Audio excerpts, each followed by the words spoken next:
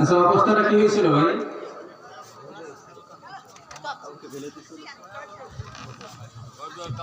বাংলাদেশের মধ্যে এমন ভূমিকম্প আর কেউ দেখেনি।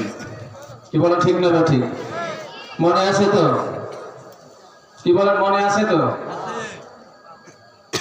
কিয়ামতটা যে কিভাবে হবে আমরা এর থেকে শিক্ষা পাইছি তো পাই নাই? কি বলেন, পেয়েছি? অনেকে পাইনি। যাদের ঈমান তরুতাজা আছে তারা অবশ্যই প্রমাণ পেয়েছে। কি বলেন, ঠিক না ঠিক?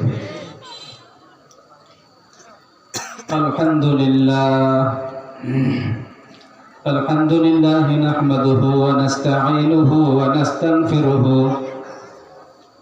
ওয়া নাউযু বিল্লাহি মিন শুরুরি আনফুসিনা ওয়া মিন সাইয়্যাতি আ'মালিনা। من يهده الله فلا مضل له ومن يضلله فلا هادي له ونشهد أن لا إله إلا الله وحده لا شريك له ونشهد أن سيدنا وسندنا ومولانا محمدا عبده ورسوله. أما بعد فأعوذ بالله من الشيطان الرجيم. بسم الله الرحمن الرحيم. قد أفلح من تزكى وذكر اسم ربه فصلى. صدق الله المولانا العظيم. وقال النبي صلى الله عليه وسلم ألا إن في الجسد مضغة إذا صلحت صلح الجسد كله وإذا فسدت فسد الجسد كله ألا وهي القلب أو كما قال عليه الصلاة والسلام. إنما صوبة أولياء إنما صوبة أولياء بهترت سلسلة برياء. সবাই আমরা দুরূদ শরীফ পড়ি। আল্লাহুম্মা সাল্লি আলা ওয়া শাফি'না হাবিবানা মাওলানা সাল্লাল্লাহু আলাইহি ওয়া আলিহি। আমরা মহব্বতের সাথে বলি আল্লাহুম্মা সাল্লি আলা সাইয়্যিদিনা ওয়া নাবিয়িনা ওয়া শাফি'না হাবিবানা মাওলানা মুহাম্মদ সাল্লাল্লাহু আলাইহি ওয়া আলিহি।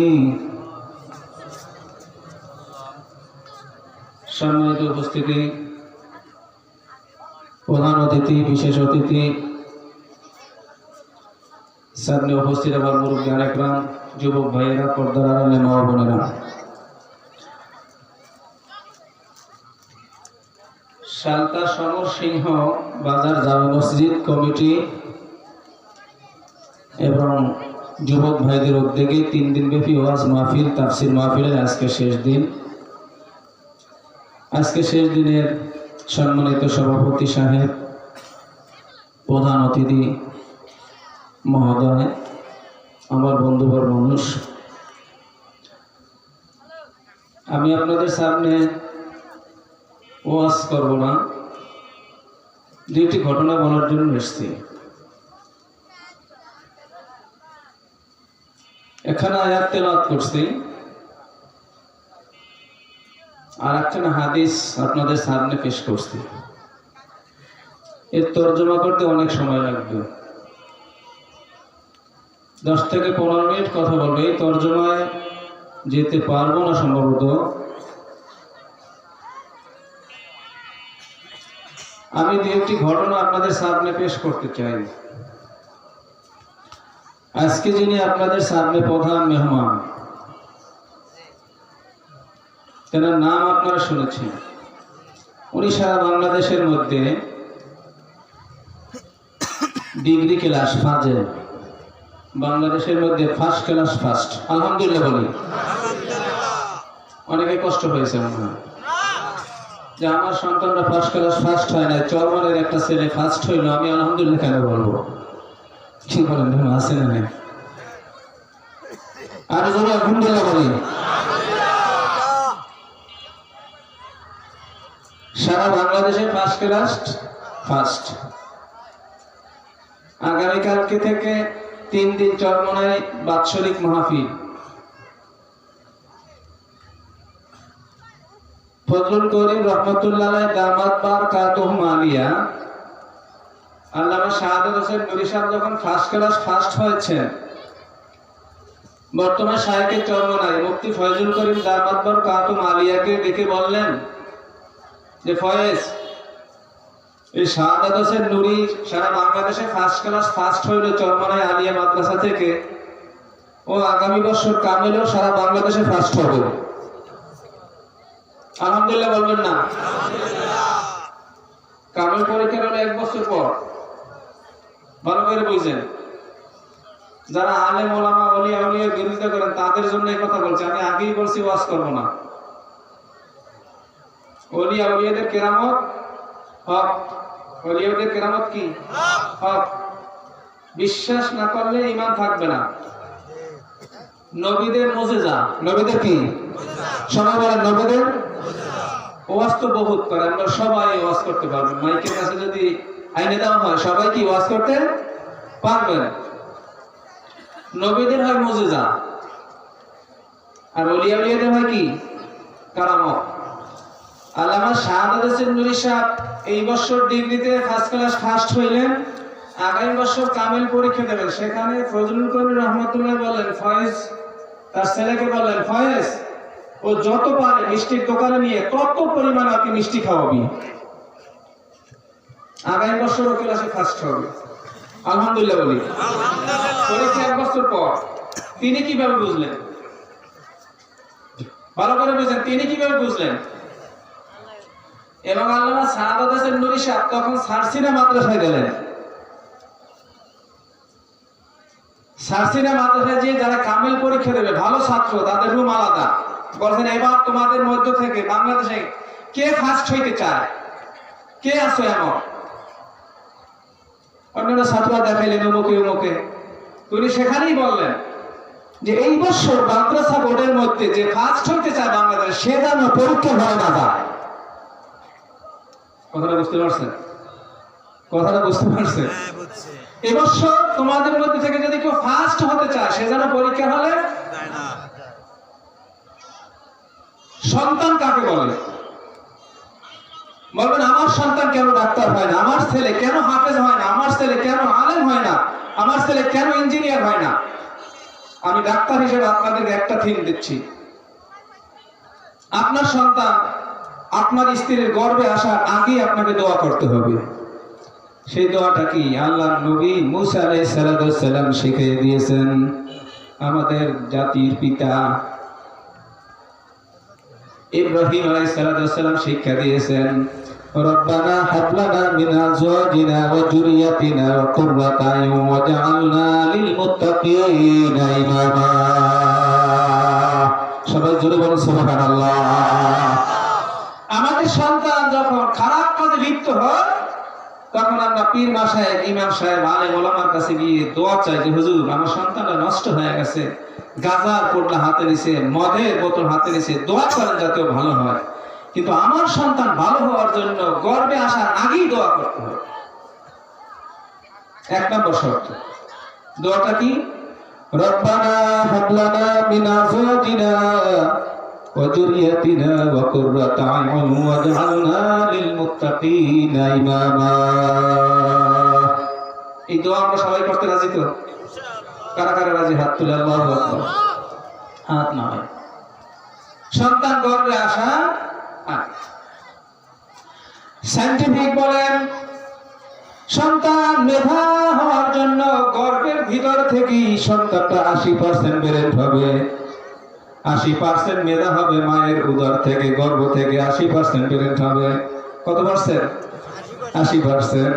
কিন্তু আমাদের সমাজে অনেক মা বোনরা কিন্তু একটা কুসংস্কার পরিচালনা করেন যে এই গর্ভধারিণী মাকে বেশি করে ভালো খাবার দিও না, ভালো ভালো খাবার এত দিও না, সন্তান মোটা তাজা হয়ে যাবে, ওয়েট বেশি হয়ে যাবে, তাহলে সিজার লাগবে।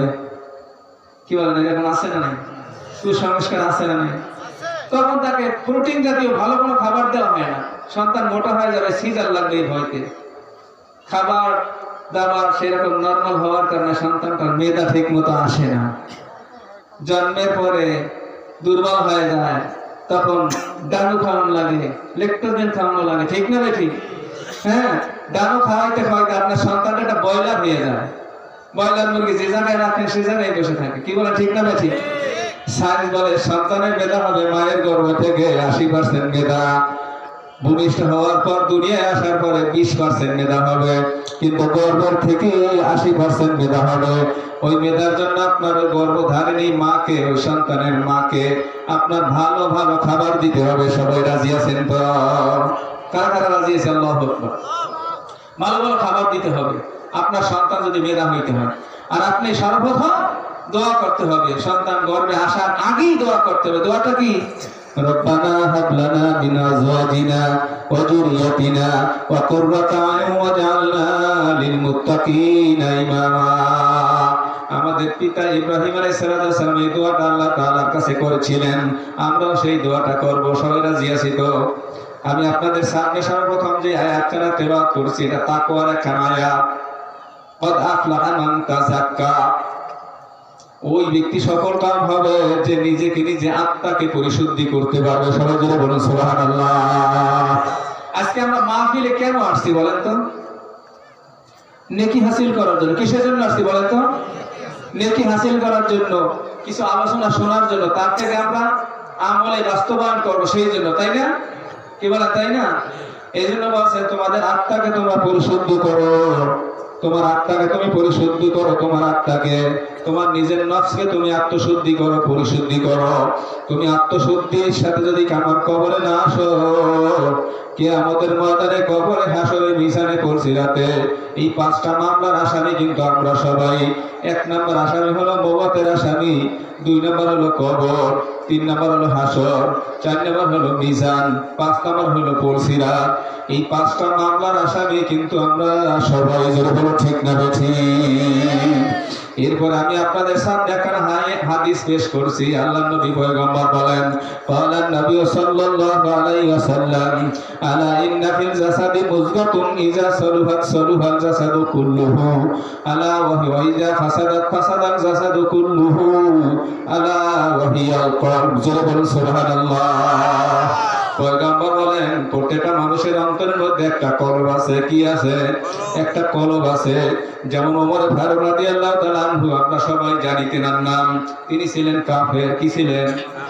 ওমর রাদিয়াল্লাহু তাআলা ছিলেন কাফের। শুধু কাফের না, কাফেরের মধ্যেও ছিলেন একদম আসাদুল কাফের, সবচেয়ে মারাত্মক কাফের।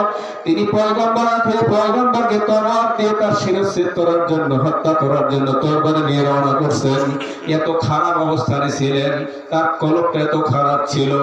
পয়গম্বর তিনি মানেন নাই, আখির নবীকে তিনি স্বীকার করেন নাই। আখির নবী পয়গম্বর নাম যিনি লবেন তাকেও তরবারি দিয়ে আঘাত করবেন। ঠিক না ঠিক? আখির পয়গম্বরকে হত্যা করার জন্য, শিরচ্ছেদ করার জন্য তরবারি নিয়ে বাড়ির দিকে রওনা করছেন। প্রতিমধ্যে যে কোনো ঘটনার কারণে তেনার মনটা একটু বিগড়ে যায়, তেনার মনটা একটু দিনের দিকে ঝুঁকে গেল।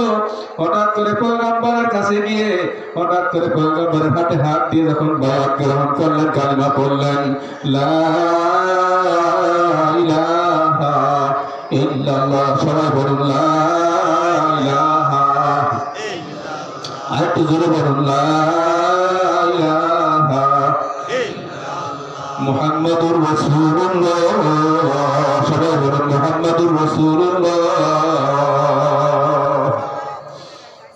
আগের ওমর আর এখন নাই, আগের ওমর আর এখন নাই। সম্পূর্ণ তার পরিবর্তন, তার হাত পরিবর্তন, তরবারি ফেলে দিয়েছেন, লেবাস পরিবর্তন, মাথার চুল পরিবর্তন, কথার বার্তার সবকিছু পরিবর্তন, আমল আকীদার সবগুলো পরিবর্তন। এবার আগের ওমর কিন্তু আর নাই, আমরের সবগুলো পরিবর্তন। জোরে বলুন সুবহানাল্লাহ। ওমর পরিবর্তন হইতে হইতে হইতে হইতে এমন পরিবর্তন হয়ে গেলেন, আখিরি পয়গম্বর বলেন, আমার সাহাবীরা শোনো, আমি হলাম শেষ নবী, আনা খাতামুন নবী লা নবিয়্যা বাদি। আমি হলাম শেষ নবী, আমি খাতাম, আমার পরে আর কোন নবী আসবে না। আমার পরে যদি আর কোন নবী আসতো কানা ওমর, আর ওমর নবী হয়ে যাইতো। সবাই জুড়ে বলুন সুবহানাল্লাহ। এখানে আমি বোঝাতে চাচ্ছি এইটা যে ওমর রাদিয়াল্লাহু তাআলা আগে যখন কাফের ছিলেন চোখ ছিল কয়টা?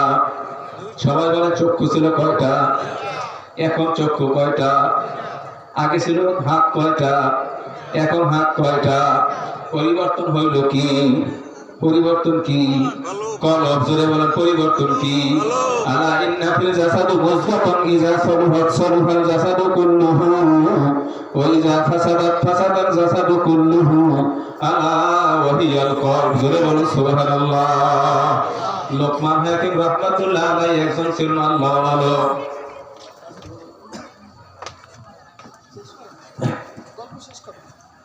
লোকমান হাকিম রাহমাতুল্লাহ আলাইহি একজন আল্লাহর লোক ছিলেন।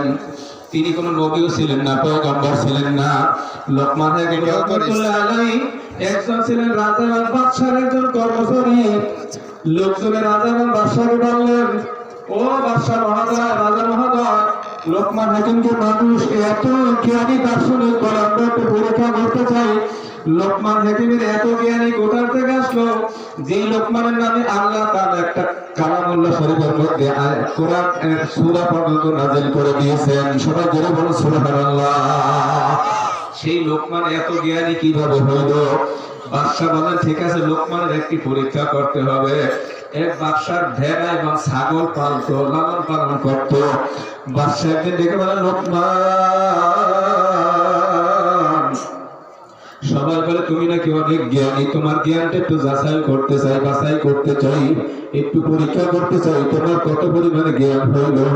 এবার লোকমান বলেন, বাদশা কি পরীক্ষা করবেন বলেন? কয়, যাও, তুমি তো আমার ভেড়া এবং ছাগল উট এগুলো পালো, তুমি আজকে আমাকে একটা পরীক্ষা দিয়ে দাও। কয়, এই ভেড়া থেকে, এই দুম্বার থেকে, এই দুম্বার থেকে, ভেড়ার থেকে একটা ভেড়া তুমি জবাই করবা। সবাই এদিকে খেয়াল করুন। একটা ভেড়া জবাই করে নিয়ে আসবা, একটা দুম্বা জবাই করে নিয়ে আসবা। ওই ভেড়ার মধ্যে সবচেয়ে উত্তম যেই জিনিসটা, সেই জিনিসটা আমার কাছে নিয়ে আসবা। আলা ইন্না ফিল জাসাদি মুযগাতুন ইযা সালুহাত সালুহাল জাসাদু কুল্লুহু ওয়া ইযা ফাসাদাত ফাসাদাল জাসাদু কুল্লুহু আলা ওয়া হিয়াল কলব। বলুন সুবহানাল্লাহ। ওই লোকমান হাকিম একটা বকরি এরকম জবাই করলেন, জমিনে জবাই করে ওইটার মধ্যে থেকে একটা কলিজা উঠাই নিয়ে আসলেন। কলিজাটা প্লেটের ভিতরে করে উঠাইয়া বাদশার সামনে হাজির করলেন। বাদশার সামনে বললেন, বাদশা, ওই ভেড়াটা জবাই করে তার মধ্যে থেকে এই কলিজাটা নিয়ে আসছে, এটি হলো সবচেয়ে উত্তম। এইবার বাদশা বলেন, লোকমান, সবচেয়ে উত্তম বাচ্চা ওই যে কলিজা, এটা তো আমি বুঝলাম।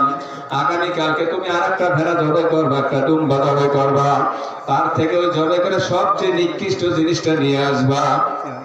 তখন লোকমান হাকিম পরদিন একটা ভেড়া অথবা দুম্বা জবাই করলেন, একটা বকরি জবাই করলেন, তার মধ্যে থেকে আবার আর একটা কলিজা ওই আর একটা পাত্রে করে নিয়ে আসলেন। এইবার বাদশাহ দরবারে যখন নিয়ে আসলেন, বাদশাহ জিজ্ঞাসা করলেন, লোকমান, গতকাল ভেড়া জবাই করে তুমি আমার কাছে কলিজাটা নিয়ে আসলা, আজকে সবচেয়ে উত্তম জিনিস ছিল সেটা হলো ভেড়ার কলিজা, এটা নিয়ে আসছো। গতকালকে এটা নিয়ে আসছো, আজকেও তুমি নিকৃষ্ট বস্তু হলো কলিজা, এটা নিয়ে আসছো, কারণটা কি? লোকমান হাকিম বললেন, আলা ইন্না ফিল জাসাদি মুযগাতুন ইযা সালুহাত সালুহাল জাসাদু কুল্লুহু ওয়া ইযা ফাসাদাত ফাসাদাল জাসাদু কুল্লুহু আলা ওয়া হিয়াল কলব। লোকমান হাকিম বলেন, পয়গম্বর আল্লাহ নবী বলেন, যার কলিজাটা ভালো তার সমস্ত শরীরটাই ভালো। জোরে বলুন সুবহানাল্লাহ। আর যার কলিজাটা খারাপ তার সমস্ত মানুষের অঙ্গ প্রত্যঙ্গ কাজ সব খারাপ। এই জন্য আমি প্রথম দিন যখন আপনি উত্তম জিনিস নিয়ে আসতে বলেছিলেন, আমি ওই ভেড়া জবাই করে তার মধ্যে কলিজাটাই পেয়েছিলাম উত্তম, এইটার মধ্যে কলিজাটাই সবচেয়ে ভালো। আবার যখন বলছেন খারাপ জিনিসটা নিয়ে আসো, তখন আমি দেখলাম ওই কলিজাটা যদি খারাপ হয়ে যায়, কলবটা যদি খারাপ হয়ে যায়, পুরো মানুষটাই খারাপ হয়ে যায়। সেই জন্য আজকে আপনার সামনে খারাপ কলিজাটাও নিয়ে আসলাম। জোরে বলুন সুবহানাল্লাহ। আল্লাহ তাআলা আমাদেরকে এই 3 দিন ব্যাপী আজকে শেষ দিন মাহফিলের প্রধান অতিথি আসছেন, আমি প্রধান অতিথি বলছেন ঘটনাটা শেষ করার জন্য, এই জন্য একটু শেষ করে দিচ্ছি। আমাদেরকে মাহফিল থেকে আল্লাহ তাআলা হেদায়েতের দরিয়া, আল্লাহ তাআলা সহি দ্বীনের একটা বুঝ আমাদের সবাইকে নিয়ে যাওয়ার মতো তৌফিক দান করুন। পর্দার আড়ালে মা ও বোনেরা যারা রয়েছেন, আমাদের সকলের কানগুলো আল্লামা শাহাদাত হোসেন নুরী সাহেব হুজুরের, এটা একটা কেরামতি। আমি যেটা বয়ান করছি এটাও তার একটা কেরামতি। একজন আল্লাহওয়ালা লোক আপনাদের সামনে আসছে, আমি তার সাথে, তিনি আমাকে ফোন দিয়ে নিয়ে আসছেন, আমিও কথা বলেছি। অল্প সময়ের জন্য সকলের কাছে দোয়া কামনা করছি। সকলকে মাইকের দিকে 1 থেকে 1.5 ঘন্টা সময় কান দুটো আমাদের খোলা রাখার জন্য অনুরোধ করছি। আল্লাহ হাফেজ, ধন্যবাদ সবাইকে জ্ঞাপন করে এই পর্যন্ত শেষ করছি। আসসালামু আলাইকুম।